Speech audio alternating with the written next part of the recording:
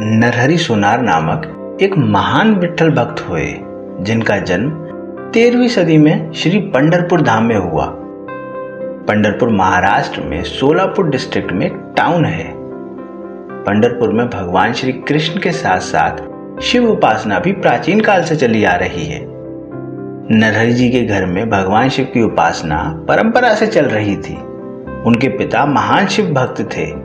रोज शिवलिंग को अभिषेक करके बिल्व पत्र अर्पण करने के बाद ही काम पर जाते। चिदानंद स्वरूपम शिवोहम शिवोहम अर्थात मैं शुद्ध चैतन्य और आनंद स्वरूप आत्मा हूँ, मैं शिव हूँ, मैं शिव हूँ। यह उनकी शिव उपासना की भावना थी और भगवान शिव की कृपा से ही उनके घर नरहरि जी का जन्म हुआ था।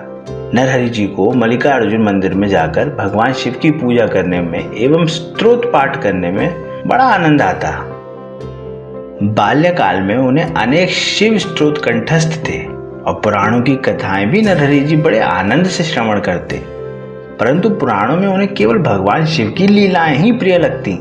नरहरि जी केवल भगवान शिव को ही मानते, श्री कृष्ण के दर्शन के लिए कभी न जाते। पंढरपुर में भगवान विठल जी के प्रेमी संत श्री नामदेव जी का कीर्तन नित्य प्रति हुआ करता था। सब गांव वासी वहां आया करते, पर नरहरि जी कभी ना आते। कारण केवल इतना ही था कि संत नामदेव जी श्री कृष्ण के भक्त थे। कुछ काल बीतने पर नरहरि जी के माता पिता ने सोचा कि इनका विवाह कर दिया जाए। एक दिन नरहरि जी के माता पिता ने उन्हें बुलाया और कहा कि नरहरि, हम दोनों की एक इच्छा है। नरहरि जी ने कहा, आपकी इच्छा पूर्ण करने के लिए मैं क्या कर सकता हूँ, आप बताएं। माता पिता ने कहा कि तुम विवाह कर लो।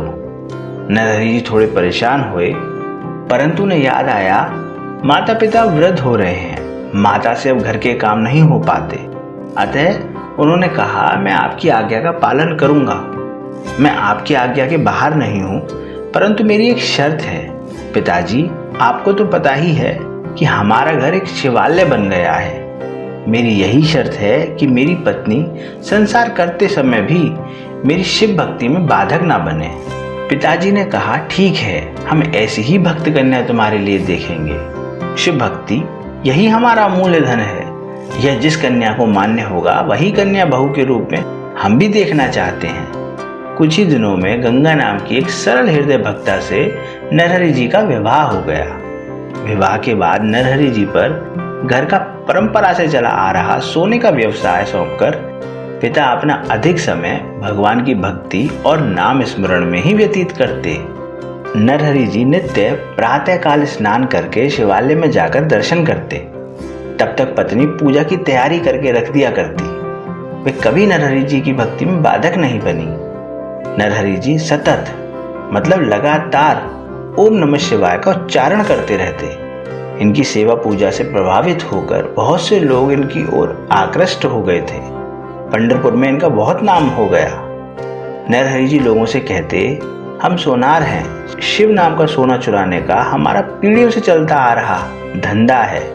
इस नाम के सामने जगत का सब वैभव फीका लगता है।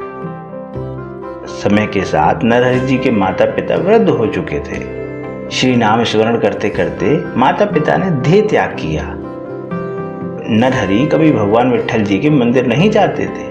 वे सबको कहते कि अन्य देवता भ्रम है। यदि राम परमात्मा होते तो उन्हें शिव जी की शरण जाने की क्या आवश्यकता पड़ गई। बहुत सारे भक्त नरहरि जी को समझाने का प्रयास करते कि भगवान एक ही है, केवल उनके नाम और रूप में भेद है। परंतु नरहरि को यह बात नहीं जचती। भगवान श्री शिव और श्री कृष्ण एक ही हैं। इस बात का ज्ञान नरहरि को करवाना चाहिए, ऐसा एक दिन भगवान शिव और विठल जी के मन में आया।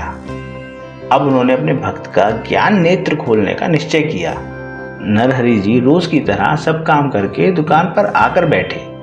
मस्तक पर त्रिपुंड, मुख में शिव का नाम, प्रत्येक काम में भगवान शिव को साक्षी मानकर करते।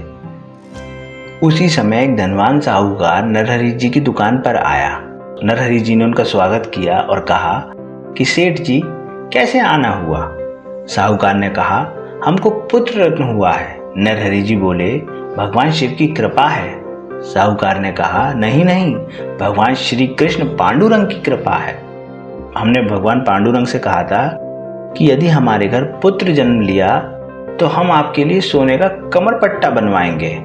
अब पुत्र जन्म लिया है तो भगवान की कमर का आभूषण तैयार करवाने की इच्छा है। नरहरि जी बोले, अच्छा है, पंढरपुर में बहुत से सुनार हैं, आपको कोई भी कमर का आभूषण बनाकर दे देगा।